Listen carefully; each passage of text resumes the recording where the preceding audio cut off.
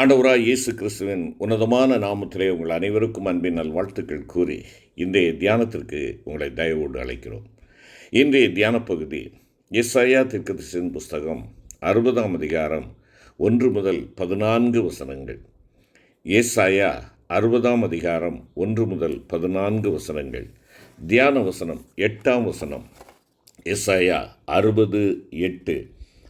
மேகத்தை போலவும் தங்கள் பலகணி துவாரங்களுக்கு தீவிரிக்கிற புறாக்களைப் போலவும் பறந்து வருகிற இவர்கள் யார்? மேகத்தை போலவும் தங்கள் பலகணி துவாரங்களுக்கு தீவிரிக்கிற புறாக்களைப் போலவும் பறந்து வருகிற இவர்கள் யார்? எனக்கு அருமையான சகோதர சகோதரிகளே, பல தேசங்களிலும் சிதறுண்டு போயிருந்த இஸ்ரவேலர்கள் மீண்டும் தங்களுடைய தாயகம் திரும்புவது குறித்த பல தீர்க்க தரிசன வசனங்களை நம்முடைய பரிசுத்த வேதாகமத்திலே பார்க்கிறோம். அவைகளில் ஒன்றுதான் இந்த எசாயா 60:8. மேகத்தைப் போலவும் தங்கள் பலகணி துவாரங்களுக்கு தீவிரிக்கிற புறாக்களைப் போலவும் பறந்து வருகிற இவர்கள் யார் என்பது. ஜெயங்கொண்ட ஆண் பிள்ளையாக ஆண்டவருடைய வருகையில் எடுத்துக்கொள்ளப்பட போகிற பூரணமாக்கப்பட்ட புதிய ஏற்பாட்டு பரிசுத்தவான்களை குறித்தும் கூட பறந்து வருகிற இவர்கள் யார் என்ற தொனி மத்திய ஆகாயத்தில் வெகு விரைவாக முழங்கப் போகிறது. அது நிறைவேறுவதற்கு இனி அதிகமான காலம் இல்லை.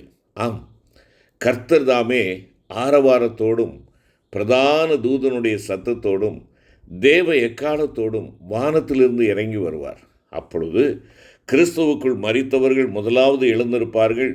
பின்பு உயிரோடு இருக்கும் நாமும் கர்த்தருக்கு எதிர்கொண்டு போக மேகங்கள் மேல் அவர்களோடே கூட ஆகாயத்தில் எடுத்துக்கொள்ளப்பட்டு இவ்விதமாய் எப்பொழுதும் கர்த்தருடனே கூட இருப்போம் என்பதாக 1 தெசலோனிக்கேயர் 4:16-17 வாசிக்கிறோம். எக்காலம் தொனிக்கும். அப்பொழுது மரித்தோர் அழிவில்லாதவர்களாய் எழுந்திருப்பார்கள், நாமும் மறுரூபமாக்கப்படுவோம் என்பதாக 1 கொரிந்தியர் 15:52 கூறுகிறது. நினையாத நேரத்தில் தேவ எக்காலம் தொனிக்கும் போது நாம் அபிதமாக பறந்து உயர வேண்டுமானால் நாம் மேகத்தைப் போலவும் தங்கள் பலகணி துவாரங்களுக்கு தீவிரிக்கிற புறாக்களைப் போலவும் இருக்க வேண்டும் என்பதை நாம் அறிந்து கொள்ள வேண்டும். முதலாவதாக மேகம் என்று சொல்கின்ற பொழுது, மேகம் போன்ற இத்தனை திரளான சாட்சிகள் நம்மை சூழ்ந்து கொண்டிருக்க என்பதாக எபிரேய ஆக்கியோன் 12ஆம் அதிகாரம் 1வது வசனத்திலே குறிப்பிடுகிறார். 11வது அதிகாரத்தை பார்க்கின்ற பொழுது, எபிரேயர் 11ஆம் அதிகாரத்தை பார்க்கின்ற பொழுது பழைய ஏற்பாட்டினுடைய பரிசுத்தவான்கள் அல்லது விசுவாச வீரர்களை குறித்து முழுமையுமாக அங்கே குறிப்பிடுகிறதை நாம் பார்க்கலாம். எனவே இங்கே மேகம் என்பது நாம் நற்சாட்சி உள்ள நல் ஜீவியம் செய்ய வேண்டும் என்பதை காண்பிக்கிறது. பழைய ஏற்பாடு பரிசுத்தவான்கள் அனைவரும் விசுவாசத்தினாலே நற்சாட்சி பெற்றவர்களாய் இருந்தார்கள் என்று நாம் எபிரேயர் 11:39 வாசிக்கிறோம். ஆபேலை குறித்து அவன் நீதிமான் என்று சாட்சி பெற்றான், அவனுடைய காணிக்கைகளை குறித்து தேவனே சாட்சி கொடுத்தார் என்பதாக 4வது வசனம் குறிப்பிடுகிறது. ஆபேலையும் அவன் காணிக்கையையும் ஆண்டவர் அங்கீகரித்தார் என்பதாக ஆதியாகமம் 4ஆம் அதிகாரம் 4ஆம் வசனத்திலே பார்க்கிறோம். நாம் தேவனுக்கு செய்கின்ற ஊழியத்தை அவர் அங்கீகரிக்க வேண்டுமென்றால் முதலாவதாக நம்முடைய ஜீவியம் தேவனால் அங்கீகரிக்கப்பட்டதாக இருக்க வேண்டும் என்பதை இந்த வேத பகுதிகள் நமக்கு வெகு தெளிவாக வலியுறுத்துகின்றன. அருமையான கர்த்தருடைய பிள்ளைகளே, எனவே நீங்களும் நானும் தேவனுக்கு பிரியமான ஜீவியமும் ஊழியமும் செய்து அவரால் நற்சாட்சி பெற்றவர்களாய் விளங்க வேண்டும். அன்றியும் ஏனோக்கை குறித்து விசுவாசத்தினாலே ஏனோக்கு மரணத்தை காணாதபடிக்கு எடுத்துக்கொள்ளப்பட்டான். தேவன் அவனை எடுத்துக்கொண்டபடியினாலே அவன் காணப்படாமற் போனான். அவன் தேவனுக்கு பிரியமானவன் என்று அவன் எடுத்துக்கொள்ளப்படுவதற்கு முன்பாகவே சாட்சி பெற்றான் என்பதாக எபிரேயர் 11:5 வாசிக்கிறோம். அருமையானவர்களே, மேலும் இப்போதும் இதோ என் சாட்சி பரலோகத்தில் இருக்கிறது, எனக்கு சாட்சி பகிர்கிறவர் உன்னதங்களில் இருக்கிறார் என்பதாக யோபு கூறுகிறதை யோபு 16:19 பார்க்கிறோம். மனச்சாட்சியின் காலத்தில் ஜீவித்த இந்த தேவ மனிதர்கள் ஆண்டவரால் இத்தகைய நற்சாட்சி பெற்றிருந்திருப்பார்கள் என்றால், ஆண்டவராகிய இயேசு கிறிஸ்துவின் வருகையில் பறந்து உயர வேண்டிய நீங்களும் நானும் எவ்வளவு அதிகமாக அவரால் நற்சாட்சி பெற்றிருக்க வேண்டும். பழைய ஏற்பாட்டு தீர்க்கதரிசியாகிய சாமுவேல், நான் என் சிறு வயது முதல் இந்நாள் வரைக்கும் உங்களுக்கு முன்பாக சஞ்சரித்து வந்தேன், இதோ இருக்கிறேன், கர்த்தரின் சந்நிதியிலும் அவர் அபிஷேகம் பண்ணி வைத்தவருக்கு முன்பாகவும் என்னை குறித்து சாட்சி சொல்லுங்கள் என்பதாக கேட்கிறார். மேலும் சாமுவேல் கூறுகின்ற பொழுது, நீங்கள் என் கையில் ஒன்றும் கண்டுபிடிக்கவில்லை என்பதற்கு கர்த்தர் உங்களுக்கு எதிராக சாட்சியாயிருக்கிறார், அவர் அபிஷேகம் பண்ணினவரும் இன்று அதற்கு சாட்சியாக இருக்கிறார் என்பதாக 5வது வசனத்திலே குறிப்பிடுகிறார். ஜனங்கள் அதற்கு மறுமொழியாக அவர் சாட்சிதான் என்று பதில் கூறினார்கள். புதிய ஏற்பாட்டிலே அப்போஸ்தலனாகிய பவுல், உங்களுக்கு தெரிந்திருக்கிறபடி நாங்கள் ஒரு காலம் இச்சகமான வசனங்களை சொல்லவும் இல்லை, பொருளாசை உள்ளவர்களாயும் மாயம் பண்ணவும் இல்லை, தேவனே இதற்கு சாட்சி, விசுவாசிகளாகிய உங்களுக்குள்ளே நாங்கள் எவ்வளவு பரிசுத்தமும் நீதியும் பிழையற்றவர்களுமாய் நடந்தோம் என்பதற்கு நீங்களும் சாட்சி, தேவனும் சாட்சி என்பதாக அவர் கூறுகிறதை 1 தெசலோனிக்கேயர் 2ஆம் அதிகாரம் 5 மற்றும் 10வது வசனங்களிலே நாம் வாசிக்கிறோம். அருமையானவர்களே, மேலும் நம்முடைய இருதயமும் நம்முடைய மனதும் கூட நம்மை குறித்து நற்சாட்சி கொடுக்க வேண்டும். நம் இருதயம் நம்மை குறித்து சாட்சி கொடுக்க வேண்டும் என்பதை என் இருதயம் என்னை நிந்திக்காது என்பதாக யோபு 27:6 யோபு கூறுவதிலிருந்தும், பிரியமானவர்களே, நம்முடைய இருதயம் நம்மை குற்றவாளிகள் என்று தீர்க்காதிருந்தால் நாம் தேவனிடத்தில் தைரியம் கொண்டிருப்போம் என்பதாக யோவான் அப்போஸ்தலர் 1ஆம் நிருபம் 3ஆம் அதிகாரம் 21ஆம் வசனத்திலே குறிப்பிடுகிறதையும் அவைகளிலிருந்து நாம் அறிந்து கொள்ள முடியும். அப்போஸ்தலனாகிய பரிசுத்த பவுல், மாம்சத்திற்கேற்ற ஞானத்தோடைய நடவாமல் தேவனுடைய கிருபையினால் நாங்கள் உலகத்திலேயும் விசேஷமாக உங்களிடத்திலேயும் கபடமில்லாமல் திவ்ய உண்மையோடே நடந்தோம் என்று எங்களுடைய மனது எங்களுக்கு சொல்லும் சாட்சியே எங்களுக்கு புகழ்ச்சியாக இருக்கிறது என்பதாக 2 கொரிந்தியர் 1ஆம் அதிகாரம் 12வது வசனத்திலே குறிப்பிடுகிறதை நாம் வாசிக்கிறோம்.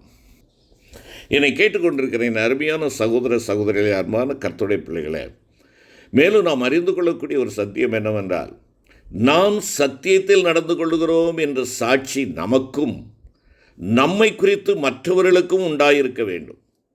நாம் அறிந்திருக்கிற சத்தியம்தானே நாம் அந்த சத்தியத்தின்படியே ஜீவிக்கிறோம் என்று நம்மை குறித்து சாட்சி கொடுக்க வேண்டும். 3 யோவான் 12வது வசனத்திலே, தேமத்திரியு எல்லாராலும் நற்சாட்சி பெற்றதுமல்லாமல் சத்தியத்தாலும் நற்சாட்சி பெற்றவன், நாங்களும் சாட்சி கொடுக்கிறோம், எங்கள் சாட்சி மெய்யென்று அறிவீர்கள் என்பதாக அப்போஸ்தலனாகிய பரிசுத்த யோவான் குறிப்பிடுகிறதை வாசிக்கிறோம். மேலும் ஆண்டவரை அறியாதவர்களும் கூட நம்மை குறித்து நற்சாட்சி கொடுக்க வேண்டும் என்பதாக 1 தீமோத்தேயு 3:7 மற்றும் தானியேல் 5ஆம் அதிகாரம் 11ஆம் வசனமும் நமக்கு வெளிப்படுத்துகிறது. நியாயப்பிரமாண காலத்தில் செலுத்தப்பட்டு வந்த சர்வாங்க தகனபலி சுட்டெரிக்கப்பட்டு சாம்பலாக்கப்படும் போது அந்த சாம்பலை ஆசாரியன் எடுத்து பலிபீடத்து பக்கத்தில் கொட்ட வேண்டும். பின்பு அவன் அந்த சாம்பலை பாளையத்துக்கு புறம்பே சுத்தமான ஒரு இடத்திலே கொண்டு போய் கொட்ட வேண்டும் என்று எழுதப்பட்டுள்ளது. இது திருச்சபையிலும் வெளி உலகத்திலும் நீங்களும் நானும் கர்த்தருக்கு சாட்சிகளாய் ஜீவிப்பதை காண்பிக்கிறது. ஆம், என்னை கேட்டுக்கொண்டிருக்கிற அருமையான சகோதரனே சகோதரி, அன்பான கர்த்தருடைய பிள்ளைகளே, என்னுடைய சாட்சி ஒருவேளை வெளியே நான் நல்லவனாக அறியப்படலாம், ஆனால் வீட்டிற்குள்ளாக நான் எப்படி இருக்கிறேன், என்னுடைய சொந்த தெருவிலே நான் எப்படி இருக்கிறேன், என்னுடைய சொந்த திருச்சபையில் என்னுடைய சாட்சி எப்படி இருக்கிறது, சொந்த கிராமத்தில் எப்படி இருக்கிறேன், நான் ஒரு கன்வென்ஷன் கூட்டங்களிலோ அல்லது ஒரு ஆவிக்குரிய விசேஷமான இடங்களிலோ நான் பரிசுத்தமாக காணப்படலாம், ஆனால் அந்த பரிசுத்தம் என்னுடைய உள்ளான வாழ்க்கையிலும் இருக்கிறதா? என்னுடைய சாட்சி என்னுடைய சொந்த வீட்டிலிருந்து எழும்புகிறது. அப்போஸ்தலர் நடபடிகள் 1ஆம் அதிகாரம் 8ஆம் வசனம் நாம் அறிந்திருக்கிற ஒரு வசனம்தான். பாருங்கள், பரிசுத்த ஆவி உங்களிடத்தில் வரும்போது நீங்கள் பலனடைந்து எருசலேமிலும் யூதேயா முழுவதிலும் சமாரியாவிலும் பூமியின் கடைசி பரியந்தமும் எனக்கு சாட்சிகளாயிருப்பீர்கள் என்றார். என்னை கேட்டுக்கொண்டிருக்கிற அருமையான கர்த்தருடைய பிள்ளைகளே, இங்கே சாட்சி எங்கே ஆரம்பிக்கிறது? முதலாவது எருசலேம். எருசலேம் என்கின்ற பொழுது என்னுடைய சொந்த இடத்துல, அது என்னுடைய வீட்டில் ஆரம்பிக்க வேண்டும், என்னுடைய பணித்தளத்தில் ஆரம்பிக்க வேண்டும், என்னுடைய வேலை ஸ்தலத்தில் ஆரம்பிக்க வேண்டும், என்னுடைய சொந்த கிராமத்தில் ஆரம்பிக்க வேண்டும். இங்கு நான் என்னுடைய சாட்சியை கெடுத்தவனாக நான் இருந்துவிட்டு வெளி உலகிலே நான் ஒரு பரிசுத்தவானை போல காண்பிப்பது அது போலியான ஒரு வாழ்க்கை என்பதை அறிந்து கொள்ள வேண்டும். அருமையான கர்த்தருடைய பிள்ளைகளே, நீங்களும் நானும் கர்த்தருக்கேற்ற பரிசுத்தவான்களாய் வாழ்ந்து நம்முடைய சாட்சியின் ஜீவியத்தை காத்துக்கொள்வோம் என்றால், அப்போஸ்தலனாகிய பவுல் கூறுவது போல, கிறிஸ்துவின் நாளுக்கென்று துப்புரவானவர்களும் இடரலற்றவர்களுமாயிருந்து அவருடைய வருகையில் மேகத்தைப் போல அவரிடம் பறந்து உயர்ந்து செல்வோம். அவர் நம்மை தம்முடையவர்கள் என்று சொந்தம் பாராட்டி தம்மிடத்தில் சேர்த்து கொள்ளுவார். செபிப்போம். கிருபை நிறைந்த ஆண்டவரே, மேகம் போன்ற இத்தனை திரளான சாட்சிகள் என்று சொல்லி எங்களுக்கு முன்பாக திரளான சாட்சிகளை நீர் பட்டியலிடுகிறீர். ஆண்டவரே, நாங்கள் அவைகளை படிப்பவர்களாக பார்க்கிறவர்களாக மாத்திரமல்ல, எங்களுடைய வாழ்க்கையும் நற்சாட்சி உள்ள நல் ஜீவியம் செய்கின்ற ஒரு வாழ்க்கையாக அமைய அப்பா உம்முடைய பொற்பாதத்தில் எங்களை அர்ப்பணிக்கிறோம். உம்முடைய ஒத்தாசையின்றி உதவியின்றி பரிசுத்த ஆவியானவருடைய நிறைவு அன்றி நாங்கள் யாதொருவரும் நற்சாட்சி உள்ளவர்களாய் காணப்பட முடியாது. பரிசுத்த ஆவியானவரை பெற்ற நாங்கள் பரிசுத்த ஆவியானவருடைய துணையோடு முதலாவது எங்களுடைய சாட்சியை நாங்கள் வசிக்கும் இடத்திலிருந்து ஆரம்பிக்க நாங்கள் தொடர்ந்து மேகமாய் சாட்சியாய் காணப்பட நீர் எங்களுக்கு உதவி செய்யும். எங்கள் ஆண்டவர் இயேசு கிறிஸ்துவின் மூலம் வேண்டிக் கொள்ளுகிறோம் நல்ல பிதாவே. ஆமென்.